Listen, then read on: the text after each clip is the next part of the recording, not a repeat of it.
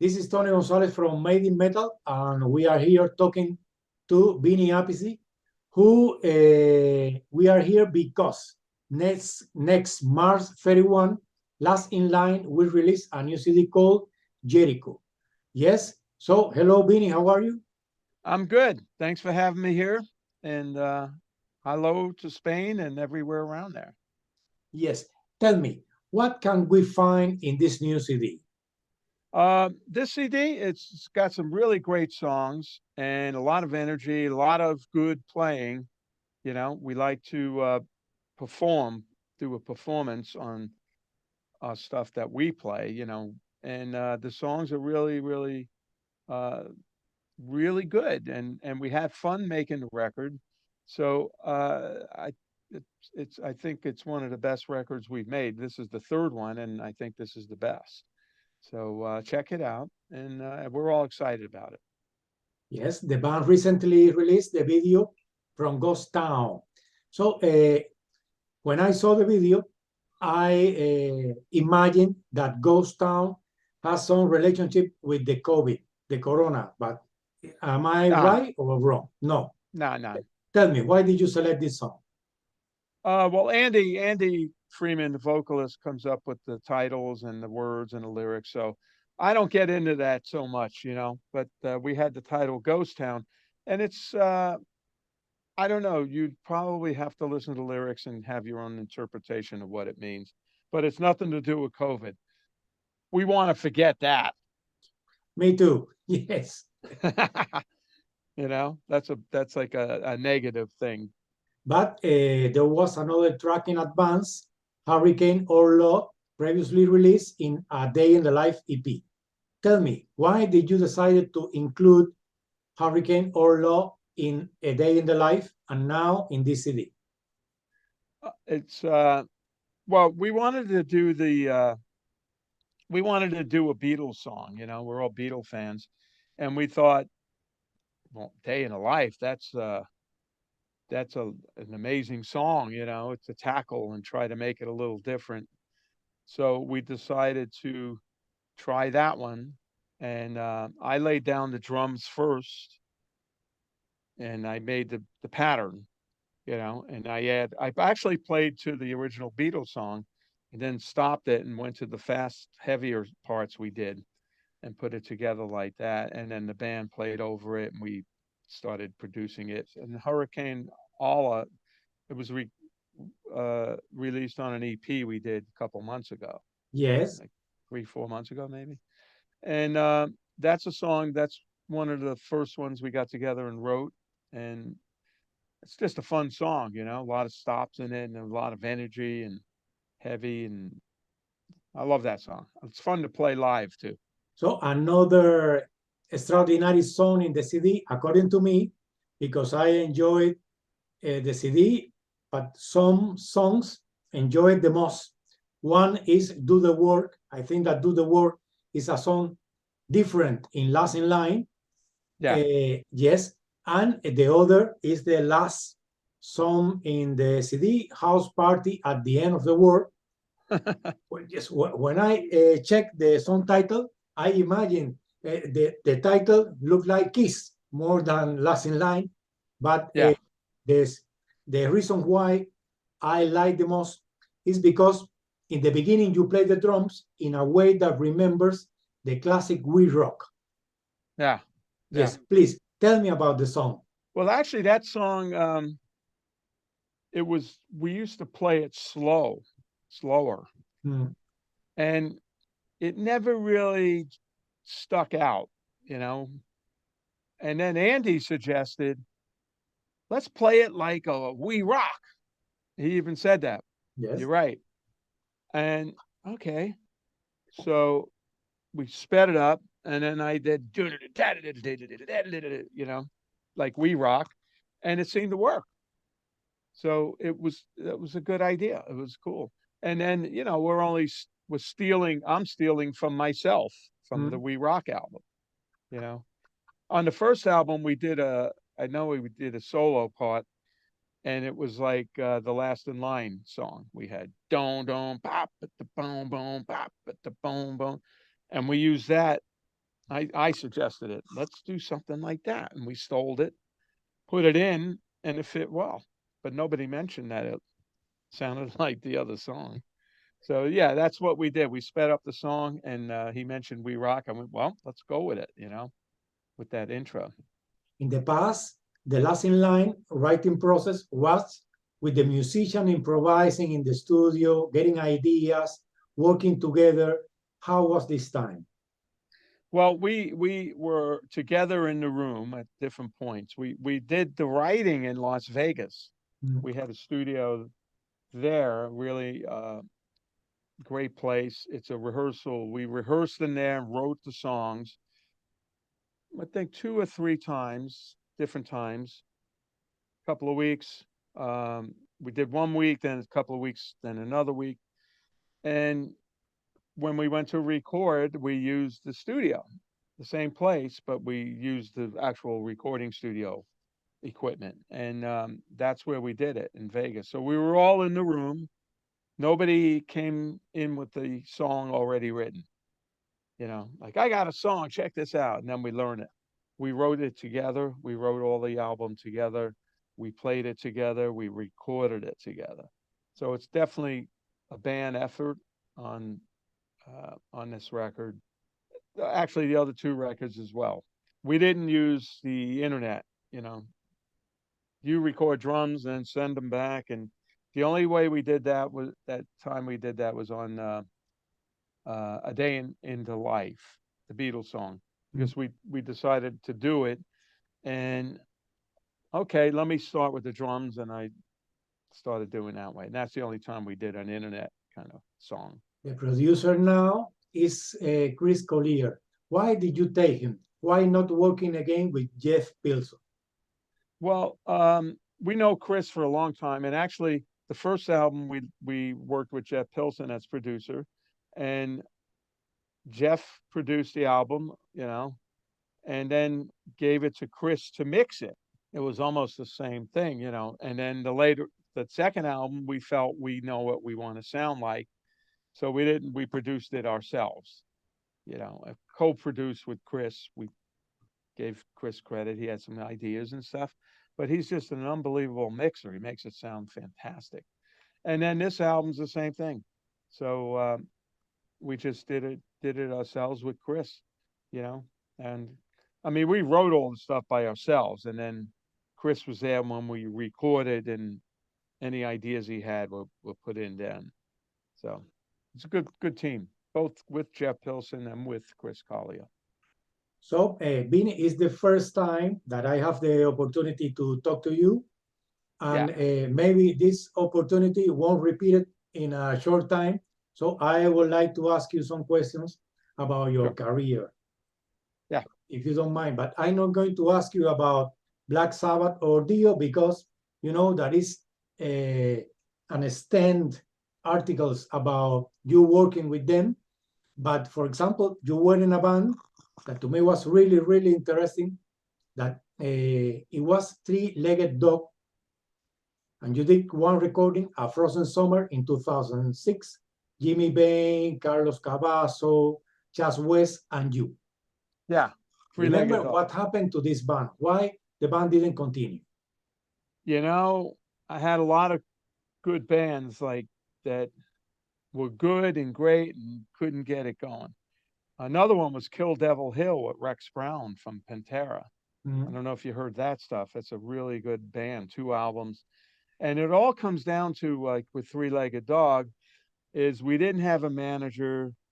We somehow, I don't know how we got a little bit of a record deal, and we made the album, but nothing was in place to promote it. Manager, try to get some gigs, and it didn't work out. It was just nothing was happening. So, but I still liked the record, the music, everything. It was a fun band.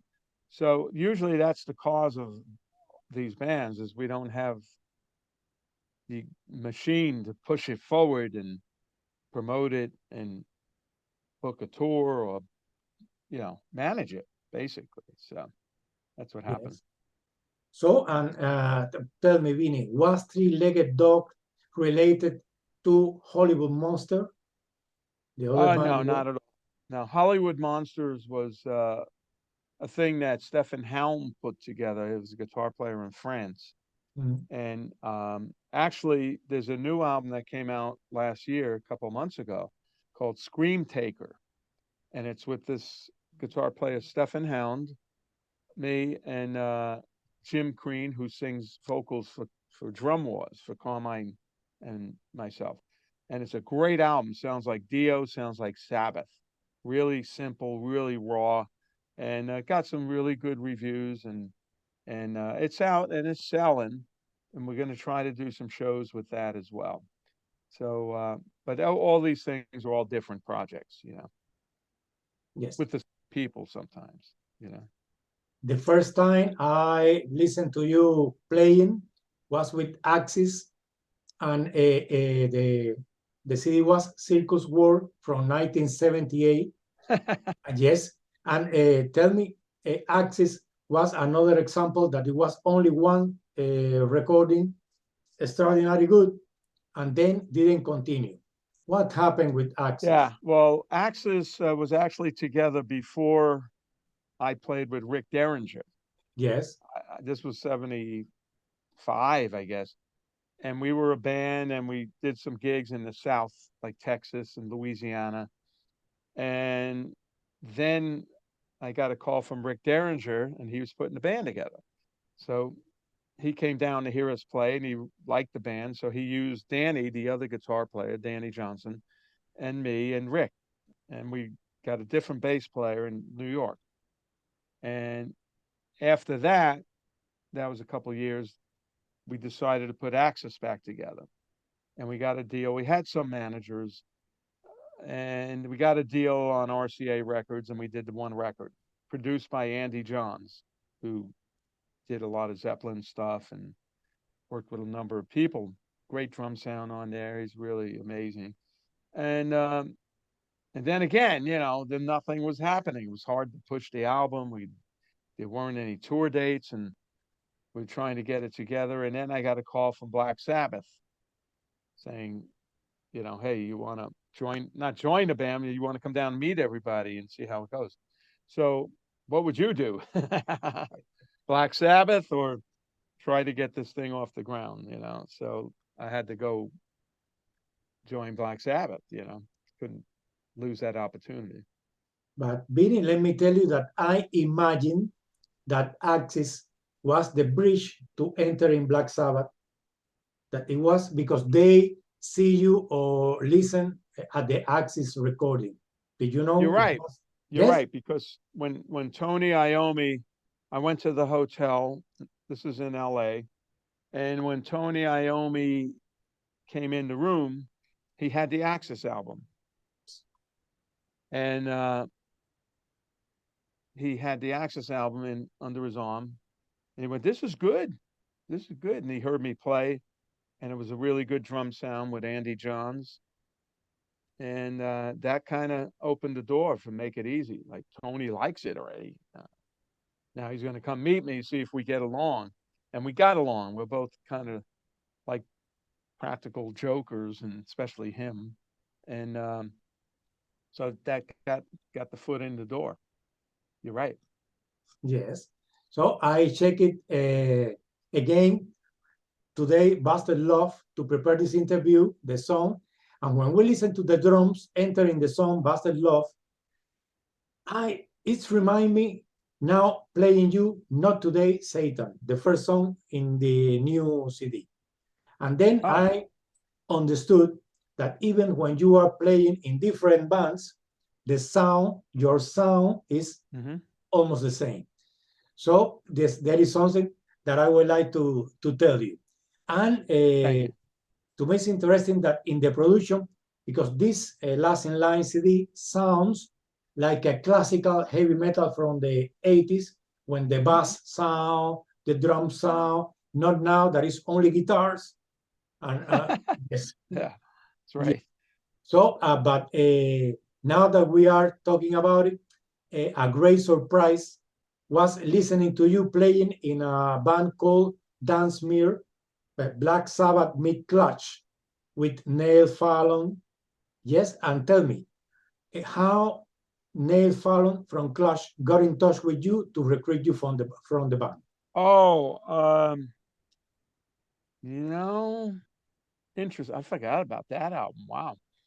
I don't know how. I think the guitar player, I think Dave was his name.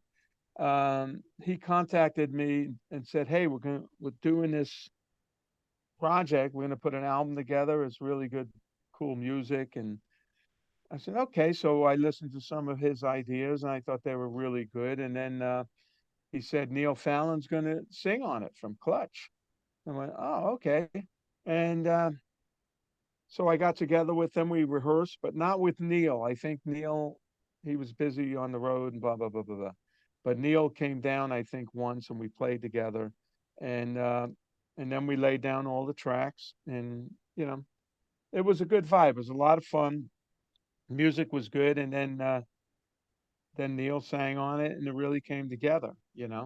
But Yeah. again, nothing went forward with it.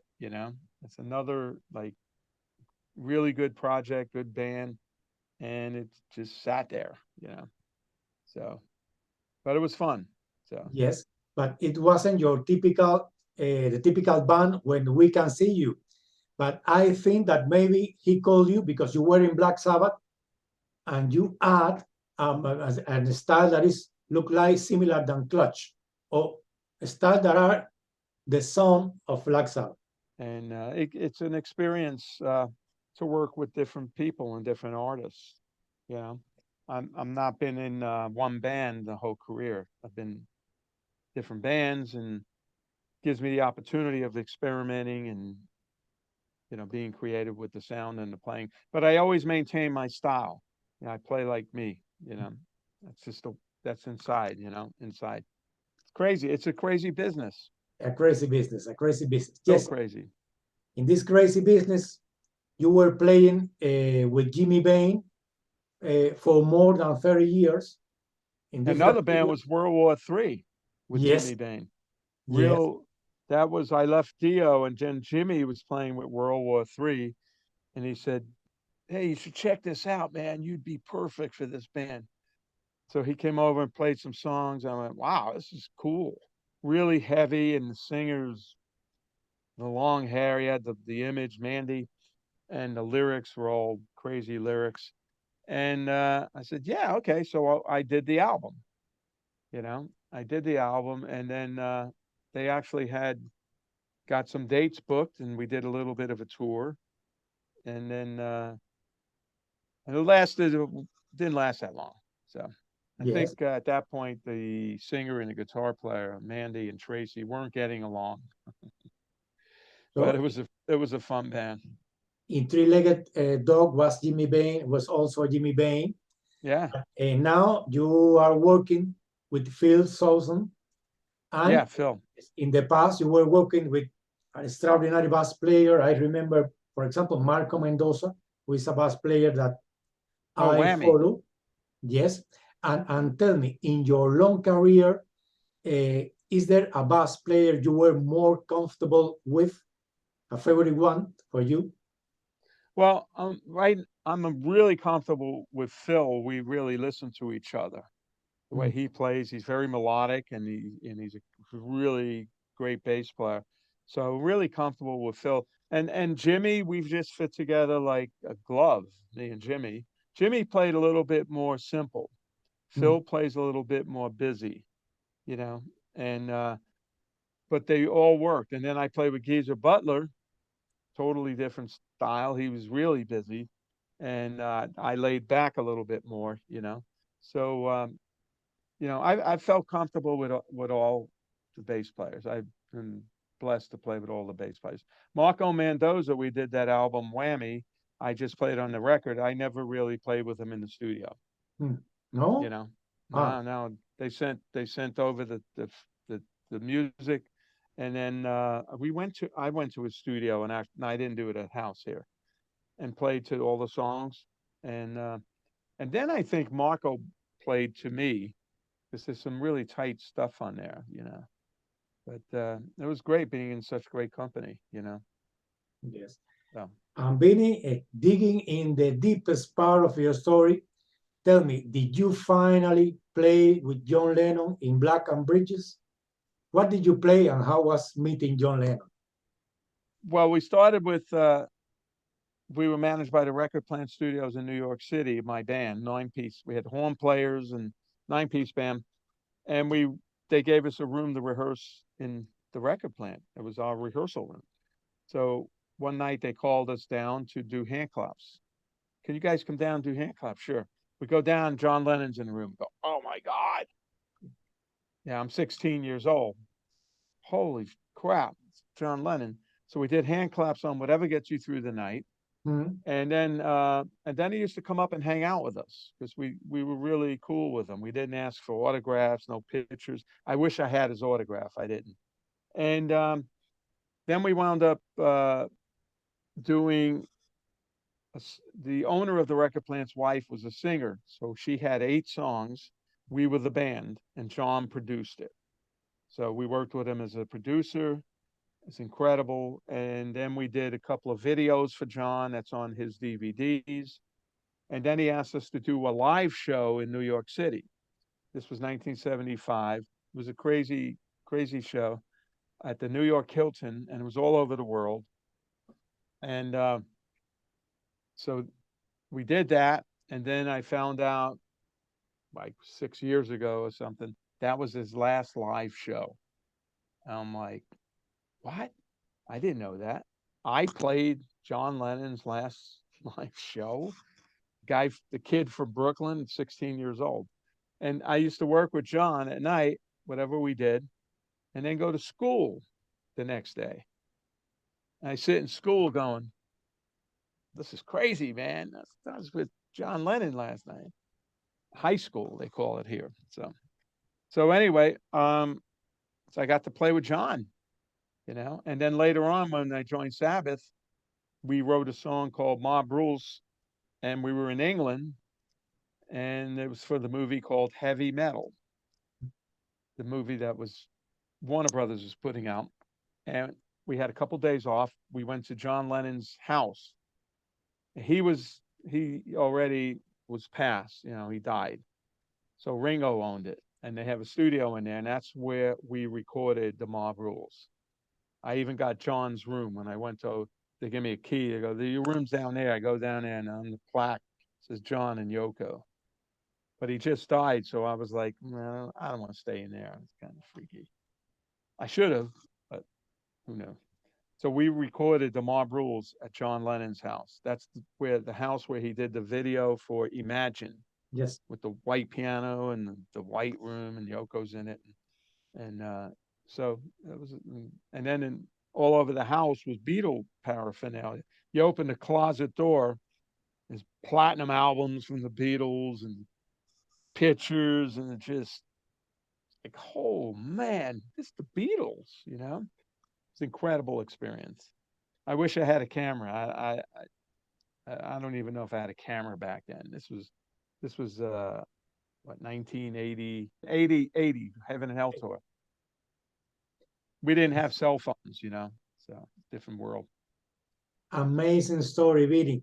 I have seen that Def Leppard is coming out this year, and I have seen that in your website there is not dates for tours.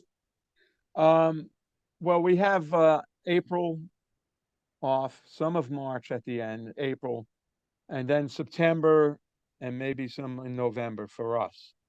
So they're just, we've switched agencies recently, booking agency. So there'll be dates popping up now. We're getting a lot of dates. We don't have a lot of time because Def Leppard's out. So, but we have to work around that schedule, obviously. Yeah. Yes. And then I'm going to be doing, I do a thing called Sabbath Nights. And it's, I get a band, I think I told you, in Europe and South America. We play all the old Sabbath stuff, Mob Rules, and some of the old stuff, some Dio. And it's a fun thing. It's a fun show. And I've done 3 times in Europe, 2 times or 3 times in South America. So I'm going to be doing some of that in the summer because it's also the 40th anniversary of Holy Diver. So I'll be out playing with that. So stay tuned, everybody. So I think we got to go. I got to get on another call. Yes, please. But thank you very much for your time. Thank you. And everybody check out Jericho, the new album by Last in Line. It's really good. Bye-bye. All right. Bye-bye. Thank you so much. Bye. You're welcome.